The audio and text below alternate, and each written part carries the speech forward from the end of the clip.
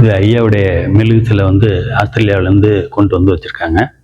இங்கே வந்து தியானம் பண்ணும்போது அவங்க வரும் பக்தர்கள் வந்து மன நிறைவோட சந்தோஷத்தோட ஒரு அமைதியான இருந்து தியானம் பண்ணிட்டு போகிறாங்க.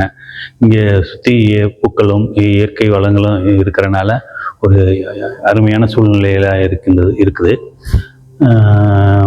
அப்போ ஐயா வந்து இங்கே பார்க்கும்போது நேராக தத்ரூபமாக அப்படியே உண்மையாக நேராக பார்க்குற மாதிரி அப்படியே இருக்கும். அவர் நம்மளே பார்க்குற மாதிரி இருக்கும். நம்ம எங்கேருந்து பார்த்தாலும் அவர் நம்மளே பார்க்குற மாதிரி இருக்கும். இங்கே பௌர்ணமி பூஜை வந்து சிறப்பாக நடக்கும். 11 மணிக்கு சிறப்பாக அபிஷேகம் ஆராதனையெல்லாம் சிறப்பாக நடக்குது.